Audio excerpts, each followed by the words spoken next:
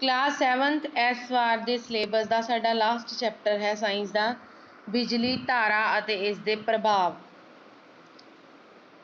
बिजली सर्किटां दे हेठ लिखे फर्स्ट प्रश्न है बिजलई सर्किटां दे हेठ लिखे घटकां नूं दर्शाउण वाले चिन्ह अपनी नोटबुक ते लिखो।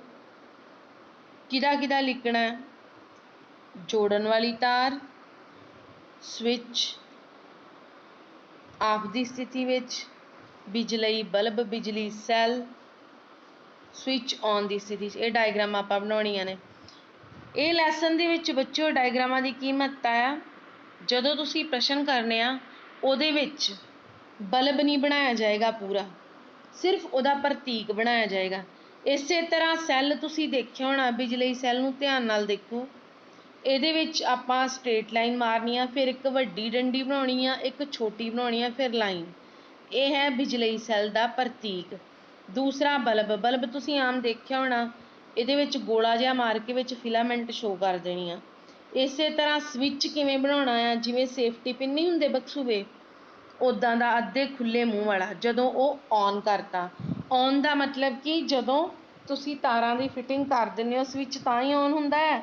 जे तारां नहीं विच रखियां सॉकेट्स पाइयां ऑफ की स्थिति जा तो फिर जिहड़ा स्विच आ बंद हुंदा है। इस तरह अगली डायग्राम दे विच वेखो स्विच बंद जां ऑफ की स्थिति।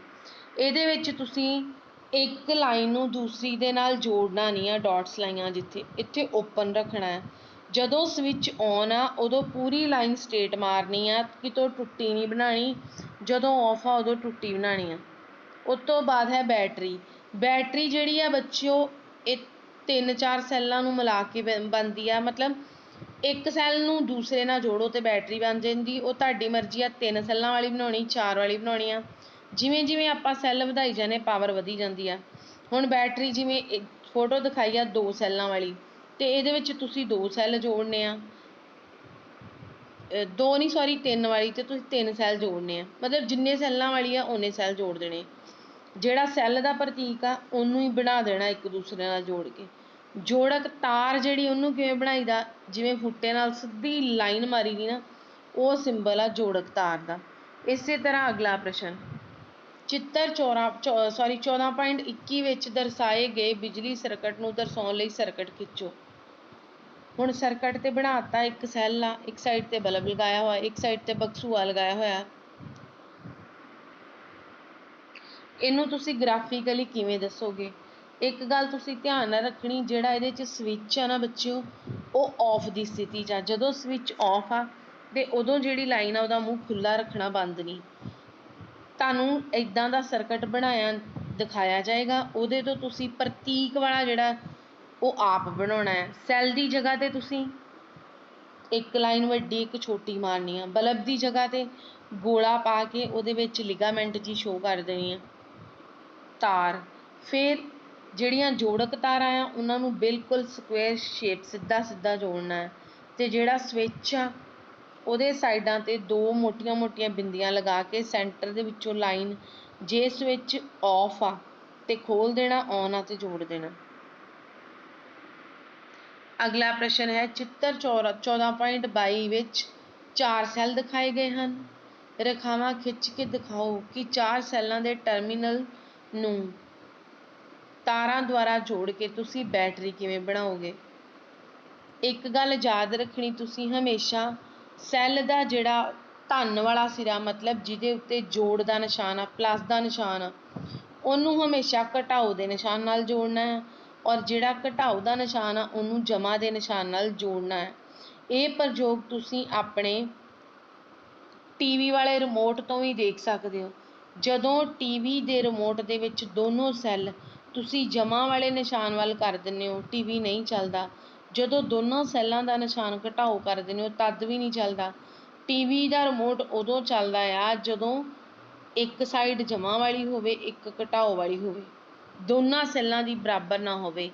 ਜੇ ਇੱਕ ਸੈੱਲ ਸਿੱਧਾ ਤੇ ਦੂਸਰਾ ਉਲਟਾ ਪਾਓਗੇ, ਜੇ ਦੂਸਰਾ ਸਿੱਧਾ ਤੇ ਪਹਿਲਾ ਉਲਟਾ, ਫਿਰ ਕਰਕੇ ਹੀ ਇਹਨਾਂ 'ਚ ਕਰੰਟ ਪਾਸ ਹੋਊਗਾ, ਨਹੀਂ ਤੇ ਨਹੀਂ। ਅੱਗੇ ਹੈ ਚਿੱਤਰ 4.2 ਵਿੱਚ ਦਰਸਾਏ ਗਏ ਸਰਕਟ ਵਿੱਚ ਬਲਬ ਨਹੀਂ ਜਗ ਰਿਹਾ। ਇਹਦਾ ਕਾਰਨ ਦੱਸੋ, ਬਲਬ ਕਿਉਂ ਨਹੀਂ ਜਗ ਰਿਹਾ? ਕੀ ਤੁਸੀਂ ਇਸ ਦਾ ਕਾਰਨ ਪਤਾ ਲਗਾ ਸਕਦੇ ਹੋ? ਸਰਕਟ ਵਿੱਚ ਜ਼ਰੂਰੀ ਪਰਿਵਰਤਨ ਕਰਕੇ ਬਲਬ ਨੂੰ ਜਗਾਓ। ਹੁਣ ਤੁਸੀਂ ਬਲਬ ਨੂੰ ਜਗਾਉਣਾ ਹੈ, ਚੇਂਜਿਸ ਕਰਨੀਆਂ ਨੇ। ਦੋਵਾਂ ਸੈੱਲਾਂ ਦੇ ਰਿਣ ਟਰਮੀਨਲ ਬਲਬ ਦੇ ਸਿਰਿਆਂ ਨਾਲ ਜੁੜੇ ਹੋਏ। ਇਹ ਡਾਇਗਰਾਮ ਜਿਹੜੀ ਉੱਪਰ ਵਾਲੀ ਉਹ ਗਲਤ ਆ। ਕਿਉਂ? ਰਿਣ ਮਤਲਬ ਜਿਹੜੇ ਘਟਾਓ ਦੇ ਨਿਸ਼ਾਨ ਆ ਦੋਨਾਂ ਸੈੱਲਾਂ ਦੇ, ਘਟਾਓ ਦੇ ਨਿਸ਼ਾਨ ਨੂੰ ਰਿਣ ਟਰਮੀਨਲ ਕਹਿੰਦੇ ਆ, ਜਮਾ ਦੇ ਨਿਸ਼ਾਨ ਨੂੰ ਧਨ ਟਰਮੀਨਲ ਕਹਿੰਦੇ ਆ। ਬੱਚਿਓ ਸੈੱਲਾਂ ਦੇ 2 ਟਰਮੀਨਲ ਹੁੰਦੇ। 1 ਨੰਬਰ ਦਾ ਪ੍ਰਸ਼ਨ ਆ ਸਕਦਾ MCQ 'ਚ। ਸੈੱਲਾਂ ਦੇ ਕਿੰਨੇ ਟਰਮੀਨਲ ਹੁੰਦੇ ਹਨ? 2। ਕਿਹੜਾ ਕਿਹੜਾ? ਰਿਣ ਟਰਮੀਨਲ ਤੇ ਧਨ ਟਰਮੀਨਲ, ਮਤਲਬ ਜਮਾ ਦੇ ਨਿਸ਼ਾਨ ਵਾਲਾ ਤੇ ਘਟਾਓ ਵਾਲਾ। ਜਮਾ ਵਾਲੇ ਨੂੰ ਧਨ ਟਰਮੀਨਲ ਕਹਿੰਦੇ ਆ, ਘਟਾਓ ਵਾਲੇ ਨੂੰ ਰਿਣ ਟਰਮੀਨਲ ਕਹਿੰਦੇ ਆ।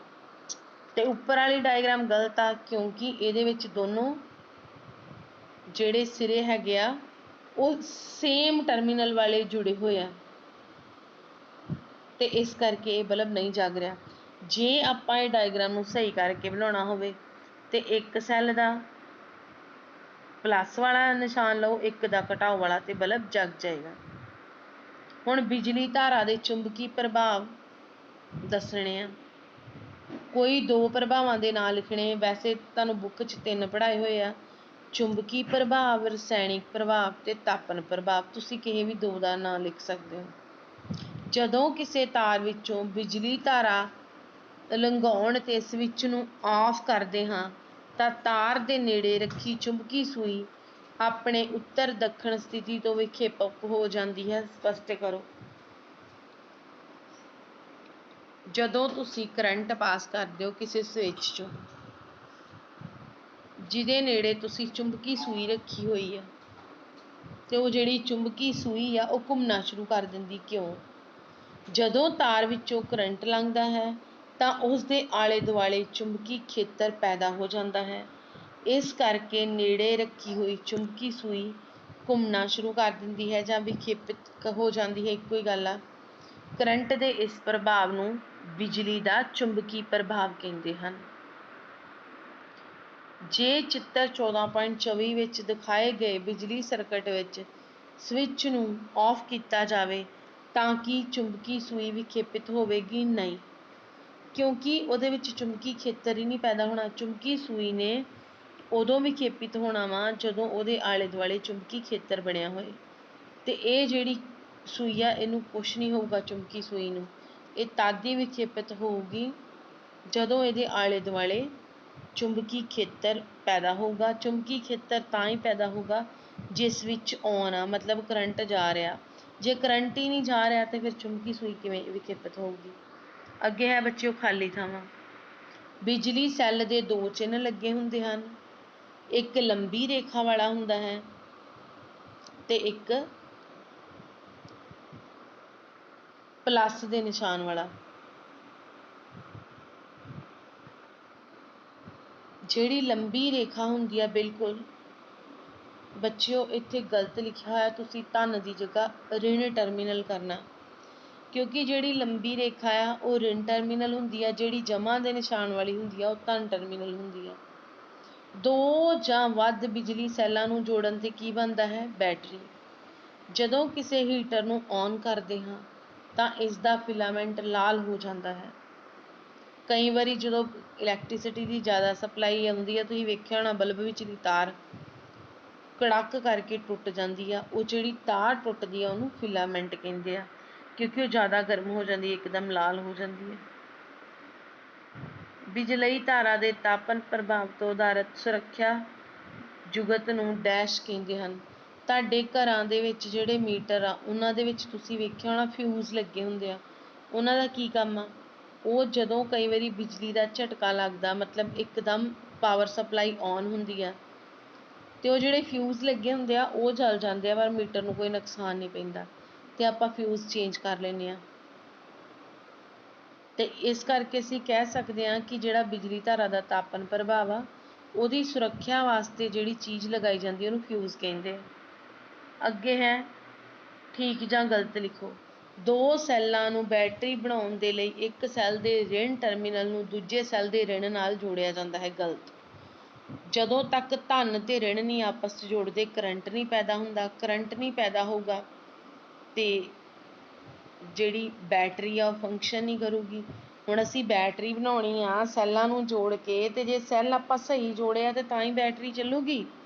ਜੇ ਆਪਾਂ ਦੋਨੋਂ ਘਟਾਓ ਦੇ ਨਿਸ਼ਾਨ ਵਾਲੇ ਜੋੜ ਦਿੰਦੇ ਆ ਤੇ ਬੈਟਰੀ ਨਹੀਂ ਚੱਲੂਗੀ। ਜੇ ਇੱਕ ਘਟਾਓ ਤੇ ਇੱਕ ਜਮਾ, ਮਤਲਬ ਇੱਕ ਧਨ ਟਰਮੀਨਲ ਆ ਤੇ ਦੂਜਾ ऋण ਆ, ਤੇ ਫੇਰ ਹੀ ਬੈਟਰੀ ਚੱਲੂਗੀ। ਜਦੋਂ ਕਿਸੇ ਫਿਊਜ਼ ਵਿੱਚੋਂ ਕਿਸੇ ਨਿਸ਼ਚਿਤ ਸੀਮਾ ਤੋਂ ਵੱਧ ਬਿਜਲੀ ਧਾਰਾ ਲੰਘਾਈ ਜਾਂਦੀ ਹੈ ਤਾਂ ਉਹ ਪਿਘਲ ਕੇ ਟੁੱਟ ਜਾਂਦਾ ਹੈ। ਠੀਕ, ਕਰੰਟ ਦੀ ਸਪਲਾਈ ਜਿਹੜੀ ਆ ਉਹ ਠੀਕ ਹੋਣੀ ਚਾਹੀਦੀ ਹੈ, ਨਹੀਂ ਤੇ ਜਿਹੜੀ ਬਿਜਲੀ ਧਾਰਾ ਆ ਉਹ ਕੀ ਕਰਦੀ ਹੈ, ਫਿਊਜ਼ ਵਿੱਚੋਂ ਲੰਘਦੀ ਆ ਤੇ ਜਿਹੜੀਆਂ ਫਿਊਜ਼ 'ਚ ਤਾਰਾਂ ਲੱਗੀਆਂ ਹੁੰਦੀਆਂ ਨੇ ਉਹ ਟੁੱਟ ਜਾਂਦੀਆਂ ਨੇ।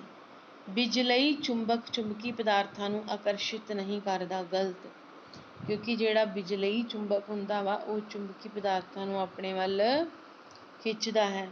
ਬਿਜਲਈ ਘੰਟੀ ਵਿੱਚ ਬਿਜਲਈ ਚੁੰਬਕ ਹੁੰਦਾ ਹੈ। ਠੀਕ ਆ, ਤਾਂ ਹੀ ਬਿਜਲੀ ਘੰਟੀ ਚੱਲਦੀ ਆ, ਉਹਦੇ ਵਿੱਚ ਚੁੰਬਕ ਹੁੰਦਾ ਔਰ ਜਿਹੜੀ ਲੋਹੇ ਦੀ ਰੋਡ ਉਹਦੇ ਵਿੱਚ ਲੱਗੀ ਹੁੰਦੀ ਆ ਉਹ ਉਹਦੇ ਨਾਲ ਚੁੰਬਕ ਨਾਲ ਖਿੱਚੀ ਜਾਂਦੀ ਹੈ ਤੇ ਵੱਜਦੀ ਹੈ ਤੇ ਬਿਜਲੀ ਘੰਟੀ ਕੰਮ ਕਰਨਾ ਸ਼ੁਰੂ ਕਰ ਦਿੰਦੀ ਹੈ। ਕੀ ਬਿਜਲੀ ਚੁੰਬਕ ਦੀ ਵਰਤੋਂ ਕਿਸੇ ਕਚਰੇ ਦੇ ਢੇਰ ਵਿੱਚ ਪਲਾਸਟਿਕ ਨੂੰ ਵੱਖ ਕਰਨ ਲਈ ਕੀਤੀ ਜਾ ਸਕਦੀ ਹੈ? ਨਹੀਂ, ਕਿਉਂਕਿ ਜਿਹੜੀ ਬਿਜਲੀ ਚੁੰਬਕ ਆ ਬੇਟਾ ਉਹ ਸਿਰਫ ਲੋਹੇ ਦੀਆਂ ਚੀਜ਼ਾਂ ਨੂੰ ਖਿੱਚਦੀ ਆ। ਇੱਕ ਤੁਹਾਨੂੰ ਮੈਂ ਕੁਐਸਚਨ ਵੀ ਪਾਇਆ ਸੀਗਾ ਟੈਸਟ ਦੇ ਵਿੱਚ ਕਿ ਮੰਨ ਲਓ ਕੂੜੇ ਦਾ ਢੇਰ ਲੱਗਿਆ ਹੋਇਆ, ਉਹਦੇ ਵਿੱਚ ਲੋਹੇ ਦੀਆਂ ਚਾਬੀਆਂ ਗਵਾਚ ਗਈਆਂ ਨੇ, ਤੁਸੀਂ ਲੱਭਣੀਆਂ ਤੁਹਾਨੂੰ ਨਹੀਂ ਲੱਭ ਰਹੀਆਂ, ਤੁਸੀਂ ਚੁੰਬਕ ਦੀ ਵਰਤੋਂ ਕਰਕੇ ਲੱਭ ਸਕਦੇ ਹੋ, ਕਿਉਂਕਿ ਜਿਹੜੀ ਚੁੰਬਕ ਆ ਉਹ ਲੋਹੇ ਦੀਆਂ ਚੀਜ਼ਾਂ ਨੂੰ ਆਪਣੇ ਵੱਲ ਖਿੱਚਦੀ ਹੈ। ਕੁਐਸਚਨ ਨੰਬਰ 11 ਹੈ, ਮੰਨ ਲਓ ਕੋਈ ਬਿਜਲੀ ਮਿਸਤਰੀ ਤੁਹਾਡੇ ਘਰ ਬਿਜਲੀ ਸਰਕਟ ਵਿੱਚ ਕੋਈ ਮੁਰੰਮਤ ਕਰ ਰਿਹਾ ਹੈ। ਉਹ ਤਾਂਬੇ ਦੀ ਇੱਕ ਤਾਰ ਨੂੰ ਫਿਊਜ਼ ਦੇ ਰੂਪ ਵਿੱਚ ਵਰਤਣਾ ਚਾਹੁੰਦਾ ਹੈ। ਕੀ ਤੁਸੀਂ ਉਸ ਨਾਲ ਸਹਿਮਤ ਹੋਵੋਗੇ? ਆਪਣੇ ਉੱਤਰ ਦਾ ਕਾਰਨ ਦੱਸੋ। ਮੰਨ ਲਓ ਤੁਹਾਡੇ ਘਰ ਕੋਈ ਬਿਜਲੀ ਦਾ ਮਿਸਤਰੀ ਬਿਜਲੀ ਠੀਕ ਕਰਨ ਆਇਆ ਤੇ ਉਹ ਕਹਿੰਦਾ ਮੈਨੂੰ ਤਾਂਬੇ ਦੀ ਤਾਰ ਦੇ ਦਿਓ। ਤੁਹਾਡੇ ਘਰ ਦਾ ਫਿਊਜ਼ ਜਿਹੜਾ ਆ ਮਤਲਬ ਉਹ ਜਲ ਗਿਆ ਜਾਂ ਉੱਡ ਗਿਆ, ਉਹਦੇ ਵਿਚਲੀ ਤਾਰ ਟੁੱਟ ਗਈ ਤੇ ਉਹਨੇ ਤਾਰ ਨਵੀਂ ਲਾਉਣੀ ਆ, ਤੇ ਉਹ ਜਿਹੜੀ ਤਾਰ ਆ ਉਹ ਤਾਂਬੇ ਦੀ ਲਾਊਗਾ? ਨਹੀਂ, ਅਸੀਂ ਇਸ ਨਾਲ ਸਹਿਮਤ ਨਹੀਂ ਹੋਵਾਂਗੇ, ਕਿਉਂਕਿ ਜਿਹੜੀ ਤਾਂਬੇ ਦੀ ਤਾਰ ਆ ਉਹਦਾ ਪਿਘਲਾਊ ਦਰਜਾ ਫਿਊਜ਼ ਦੀ ਤਾਰ ਤੋਂ ਵੱਧ ਹੋਣ ਕਰਕੇ ਓਵਰਲੋਡਿੰਗ ਜਾਂ ਸ਼ਾਰਟ ਸਰਕਟ ਦੀ ਸਥਿਤੀ ਵਿੱਚ ਤਾਂਬੇ ਦੀ ਤਾਰ ਨਹੀਂ ਪਿਘਲੇਗੀ, ਜਿਸ ਕਰਕੇ ਸਾਰਾ ਸਰਕਟ ਮੱਚ ਸਕਦਾ ਹੈ। ਕਿਉਂਕਿ ਜਲਦੀ ਟੁੱਟਦੀ ਨਹੀਂ ਨਾ, ਜੇ ਸਾਰਾ ਸਰਕਟ ਆ ਗਿਆ, ਸਪਲਾਈ ਬਿਜਲੀ ਦੀ ਹੋ ਗਈ ਤੇ ਉਹ ਜ਼ਿਆਦਾ ਸਪਲਾਈ ਆ ਤੇ ਉਹ ਫਿਊਜ਼ ਦਾ ਉਹ ਆਪਾਂ ਸੇਫਟੀ ਵਾਸਤੇ ਲਾਇਆ, ਉਹਦੇ ਵਿਚਲੀਆਂ ਤਾਰਾਂ ਦਾ ਟੁੱਟਣਾ ਜ਼ਰੂਰੀ। ਜੇ ਉਹ ਤਾਰਾਂ ਨਹੀਂ ਜਲਦੀਆਂ ਪਿਘਲਦੀਆਂ ਤੇ ਫਿਰ ਤੁਹਾਡੇ ਟੀਵੀ, ਫਰਿੱਜ, ਹੀਟਰ ਜੋ ਵੀ ਲਗਾਇਆ ਤੁਸੀਂ ਉਹਦੀਆਂ ਤਾਰਾਂ ਪਿਘਲ ਕੇ ਟੁੱਟ ਸਕਦੀਆਂ। ਜ਼ਬੈਦਾ ਨੇ 14.4 ਵਿੱਚ ਦਰਸਾਏ ਅਨੁਸਾਰ ਇੱਕ ਸੈੱਲ ਹੋਲਡਰ ਬਣਾਇਆ। ਉਸ ਨੂੰ ਇੱਕ ਸਵਿੱਚ ਤੇ ਇੱਕ ਬਲਬ ਨੂੰ ਜੋੜ ਕੇ ਕੋਈ ਬਿਜਲੀ ਸਰਕਟ ਬਣਾਇਆ। ਜਦੋਂ ਉਸਨੇ ਸਵਿੱਚ ਨੂੰ ਔਨ ਦੀ ਸਥਿਤੀ 'ਚ ਕੀਤਾ ਤਾਂ ਬਲਬ ਨਹੀਂ ਜਗਿਆ। ਸਰਕਟ ਵਿੱਚ ਗਲਤੀ ਲੱਭਣ ਦੀ ਕੋਸ਼ਿਸ਼ ਕਰੋ। ਜਦੋਂ ਤੁਹਾਡੇ ਘਰ ਬਿਜਲੀ ਦੀ ਸਪਲਾਈ ਨਹੀਂ ਆਉਂਦੀ ਤੁਸੀਂ ਕੀ ਕਰਦੇ ਹੋ? ਸਭ ਤੋਂ ਪਹਿਲਾਂ ਤਾਰਾਂ ਦੇ ਜੋੜ ਦੇਖਦੇ ਹੋ, ਢਿੱਲੇ ਤੇ ਨਹੀਂ। ਇਹੀ ਚੀਜ਼ ਇੱਥੇ ਕਰਨੀ ਹੈ ਤੁਸੀਂ। ਤੇ ਜੇ ਟੀਵੀ ਨਹੀਂ ਚੱਲ ਰਿਹਾ ਰਿਮੋਟ ਤੇ ਉਹਦੇ ਸੈੱਲ ਵੇਖੇ ਜਾਂਦੇ ਖਤਮ ਤੇ ਨਹੀਂ ਹੋ ਗਏ। ਇਸੇ ਤਰ੍ਹਾਂ ਫਿਊਜ਼ ਤੇ ਨਹੀਂ ਉੱਡ ਗਿਆ ਜਾਂ ਬਲਬ ਤੇ ਨਹੀਂ ਫਿਊਜ਼ ਹੋ ਗਿਆ। ਚਿੱਤਰ 14.25 ਵਿੱਚ ਬਿਜਲੀ ਸਰਕਟ ਦਿਖਾਇਆ ਗਿਆ ਹੈ। ਜਦੋਂ ਸਵਿੱਚ ਆਫ ਹੈ ਤਾਂ ਕੀ ਕੋਈ ਬਲਬ ਜਗੇਗਾ?